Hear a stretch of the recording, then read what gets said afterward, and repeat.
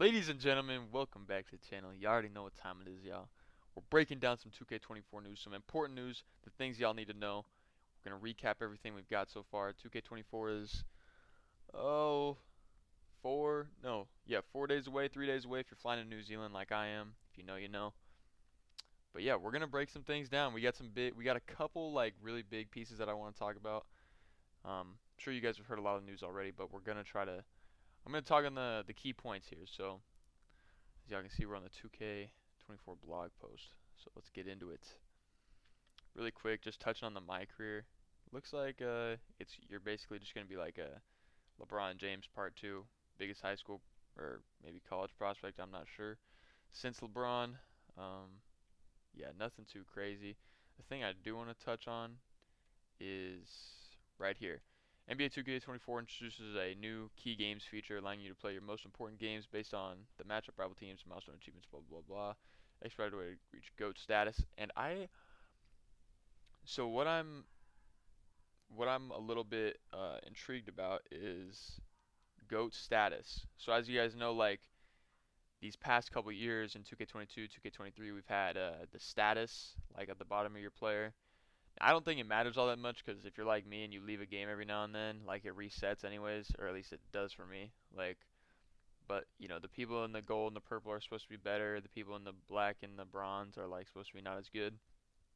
But I'm interested to see if you can get that from playing MyCareer games. I mean, that might be a way for people to, like I don't know, basically hide that they're trash. I don't think it's that big of a deal because honestly, I didn't really see a skill like a consistent like skill difference between people that had that and in purple or had it in bronze this year. But that's just something interesting. Will people be playing career to get that, or is this even the same thing? Is this just a my career like when they say GOAT status? Maybe they're not referring to like how well you've been playing recently in online games. Maybe that's a totally different thing. Just something I thought I'd touch on.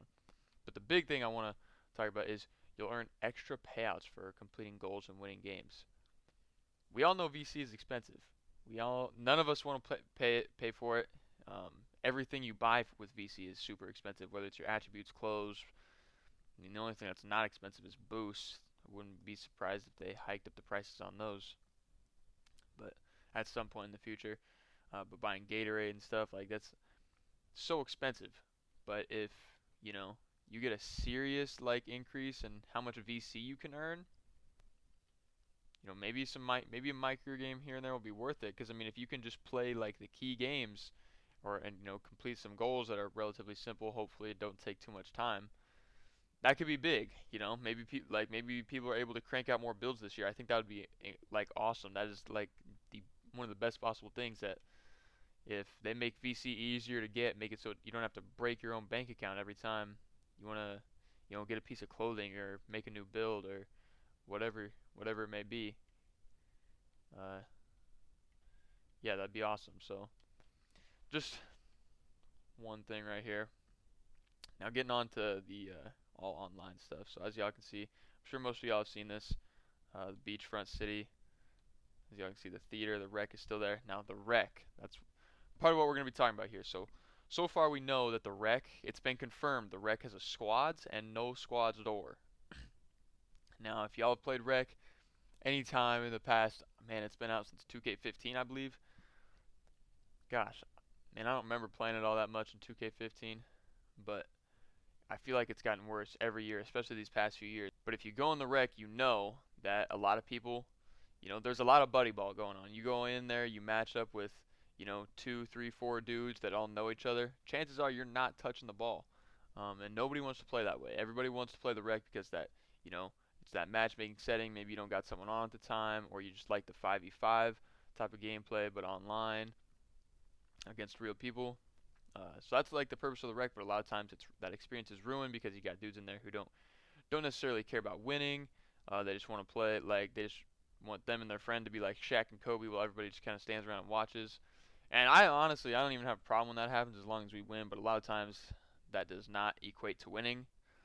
But one big change that we do know is that, it's in order to retain your badges, winning games is a huge part of that. So hopefully, that combined with the no squads door, when you go in there on your own, hopefully more often than not, dudes are trying to work together to win the game, play team basketball, and just, do what it takes to win. Sometimes maybe that isn't even team basketball, as y'all know. Sometimes dude's got the hot hand, and sometimes dude's got to carry.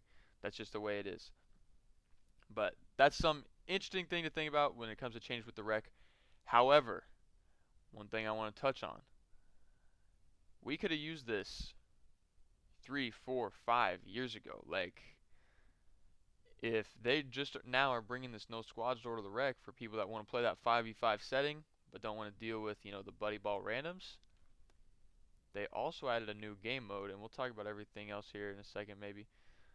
But starting 5, online 1v1 head-to-head game mode where you'll challenge other users using a team made up of your My Player and 4 other NBA players. Each game, you'll choose a team and slot yourself into the starting lineup alongside some of the NBA's biggest names.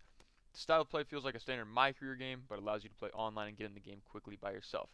Now, I'm assuming that gives rep. I'd assume. That would only make sense if it gave rep. But how much it gives? I mean, if it's given similar amounts or even more than the rec, I mean, you might, like, the rec might lose a lot of its player base because, a lot of the full 5 stacks might go to the Pro-Am. The Pro-Am is back, obviously, as you'd assume. And anybody who's maybe not in a full squad, maybe, now, the guys of, 4 and, 2 or 3 that want to go in the rec and play, they'll probably go in there and then walk into the squad store and play if they want. But you probably lose a lot of the guys that want to play solo, because I know me personally, as long as the rep is at least similar to the rec, I would already much rather go, play that, because I really enjoy the 5v5 setting. I would already much rather go play, the 1v1 with 4 NBA teammates in the starting 5 lineup. So I mean, just something to think about. I think the starting 5 is a great idea. I think it's awesome. It's going to be really interesting to play with all the different teams, but still be able to have that online head-to-head. So it's you're not just competing against the AI. I think that'll be fun. I think that'll be, and honestly, that might be a better showcase of. And I don't like to use the term skill because at the end of the day we're just twiddling our thumbs. But you do have to know what to do and when to do it in this game to be good at it. And I mean, if you want to use the term skill, I think the starting 5 already sounds like your win percentage in the starting 5 game mode is probably more indicative. And this is coming from a dude who has this year had a 70%, last year had a 78% year round consistently win percentage with randoms, all randoms in the rec 99% of the time. So if there's anyone to be biased and tell you that, oh, if you're good, you could still win with randoms in the rec, it'd be me. But, I know that's not the case. I know they're hard to deal with. But I think, honestly, if you want to talk about, skill base, your win percentage in the starting 5 seems like it'd be more indicative of, how good you are at the game than your win percentage in the rec. Because then it's just you versus someone else in that 5v5 setting, but it's still that, online against a real person type of matchup. So that'll be interesting. That will be interesting. Just kind of depends, honestly, how good the AIs are. Are they like this year where, they can't really shoot, they don't play defense. I guess it depends on that as well. So that'll be something to look out for. But yeah. Now, on to, also really quick on this. Streetball, this looks really cool. This is a really cool thing. Allegedly, this is how, they touch on it down here somewhere. Chance to earn game-changing takeover perks, which set your My Player apart from the opposition in the city. In the city, that intrigues me. I'm assuming since the rec and stuff is in the city, I'm assuming your takeover perks still once again carry over into the rec, pro-am, things like that, but not 100%. I'm assuming they do like they have in the past couple years.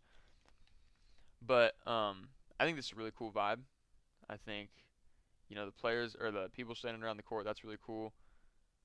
Some of these guys are dressed a little bit weird to be standing around a streetball court, but as you can see, the drone is back. I never even earned that reward. I think it allows you to teleport around the city, so that's if we just got 1 or 2 teleportation devices as opposed to one or two every season that basically do serve the same purpose, that would be great if we could replace those with just some other ones and maybe the speed boosting shoes and the drone return. That would be pretty cool. But anyways, the street ball. I'm not sure if this is against AIs or not. But Hopefully you don't have to play too many games here. I think it'll be really. I think it's a really cool thing, but I just hope like it's not some sort of thing that you're playing against AI, still getting rep, like, and you're playing against all AIs, like no real people, because it's just for takeover perks. So I could already see it being. I don't know, maybe not. These dudes look like maybe they're not AIs. Like I don't know. I have no idea how this is gonna work, but I think it'll be cool. Um, Hopefully it's not something you have to play so much if you want to be able to get every perk. Like I think it'll be a cool thing to play, but hopefully you're not forced into it all the time. Now, the affiliations, what we really came to talk about. Obviously this year there are only 2 affiliations. I think that's really good for the game because, you know, 4 was just too many. 3 we saw in 2K was 16 and 17 and 15. Man, I don't even remember. It's been so long, bro. It's like that was almost 10 years ago. Jeez. Um, 3 affiliations was all right. Like there was usually 2 affiliations, 1 or 2 that in the 3 affiliation system that got most of the player base, and then one of them just kind of ended up being left out, and it was like pointless. And you guys get the gist. Like 2 affiliations, I feel like is better because that way, if you're not in one, you're in the other, and no affiliation is really truly getting left behind. I do, however, think there's going to be a large imbalance in the player base in here, and I'll explain why. I'll explain why, and I'll explain why. The way it's set up, that's it makes sense. So as y'all can see right here, we got the Rise affiliation. Down here we got the Elite affiliation. This one is led by LD2K. If you know who that is, Chris Manning. He's like basically like a dev, community day or community, manager, whatever, at 2K. Shout out to him. He's really cool on Twitter. And Shakedown, YouTuber Shakedown. He's super dope. He's the president of Rise. So what we're gonna talk about here is obviously each affiliation looks cool, but you get boosts and incentives to play in each of them. And I'm sure you guys have heard a lot about that as well. But I'm gonna break down the importance of each, you know, boost and like why I believe just straight up Elite is gonna have like 75% of the player base. To be honest with you, because I mean, let's just fly over to the Twitter really quick and look at that. And by the way, man, if you're not already, I mean, most of y'all are not already, as y'all can see. But you know, pop over here, shoot me a follow. It doesn't cost you anything, helps me out a ton, man. So same for the YouTube, man. Drop a like, sub to the channel, man. Doesn't cost you anything, but it does help me out a ton. But anyways, let's pop over into the bookmarks here. So what I want to talk about is this right here. Here are the boosts we got. So Rise is the Atlantis looking one. You get a heat check gameplay boost, knock down a few shots, and then you get it's basically like a little bit of a green machine. So that is something that I feel like is super underrated for Rise. You basically get a green machine without having to equip the badge. But does that how much does that really matter if you can get the badge anyways? You know what I'm saying? Like and because there's no badge points, so I mean you're not really wasting anything on green machine as long as you're consistently green in shots. You have the badge. Do you really need this? Maybe you don't have green machine though. You're a pretty good shooter. You knock down a couple shots, and now all of a sudden your 75 three-pointer is feeling like an 85 three-pointer. I don't know. But the finishing boost, you get a permanent finishing boost and a permanent playmaking boost. Now, it says your bag has never been so deep, so I'm assuming that carries over to your ball handling as well. I'm assuming it would. It says playmaking. Obviously, ball handling falls in that playmaking category.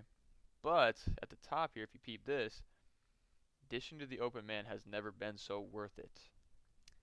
So is the real boost to your ball handling, or is it to your playmaking, is it your both? And is it going to be, is this going to be like some like, if you guys remember in previous years, it hasn't been as overpowered, recently, but addition to the open man has never been so worth it.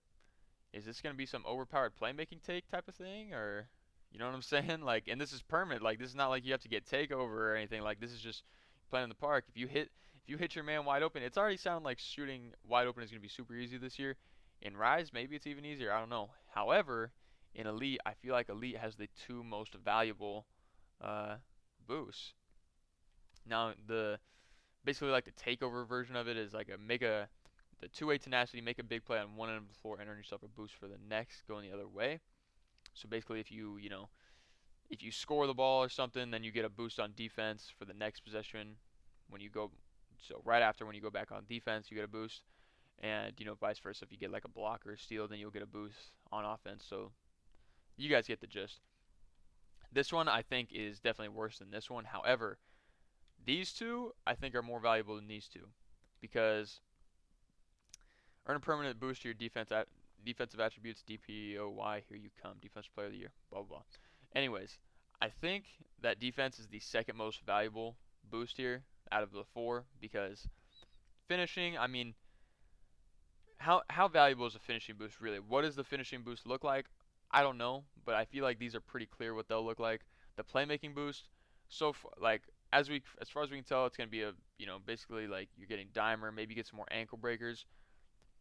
But as far as finishing goes, I think that's the worst one here because if you're wide open, if you can get to the rim and get a wide open layup or dunk, you make that 100% of the time. Shooting boost, you don't make wide open threes 100% of the time. So, getting a boost to that, I feel like is automatically the most valuable. Obviously, shooting is the most valuable skill in basketball, and I don't feel like that changes really in a virtual basketball game. Um, so shooting boost, I feel like is number one. Obviously, if you're dealing with somebody who's a really good shooter, a tough shot maker, you guys know in pretty much every 2K, I mean those are usually the hardest people to guard. And defense boost, the reason I think that is so crucial is because a lot of people this year, if you guys have been paying attention to demigods, where you can do everything or three categories super well, like there's, I mean that's not really around anymore. A lot of people, unless you're making a lockdown, like you're prioritizing defense in your build, defense is going to be the category that suffers. So if you're making say a little bit taller point guard build, a lot of people they're going to be trying to get their offense really well rounded and their defense is going to be mid tier at best. You know, that could be the difference between being a mid-tier defender and being able to get a few stops that win you games. And same with this, honestly. These two defensive boosts are going to let people get away with a lot of lot of sliding their build when it comes to the defensive side of things. So that's why I think Elite, in my opinion, it's just an opinion obviously, Elite looks way cooler than Rise. So that's already going to attract, some people anyways. But I think that, you know, the defensive boosts are super valuable. Defense and shooting, I feel like are the two most valuable pieces when it comes to winning games in 2K. If you load up into any game mode, if you can get stops and make shots,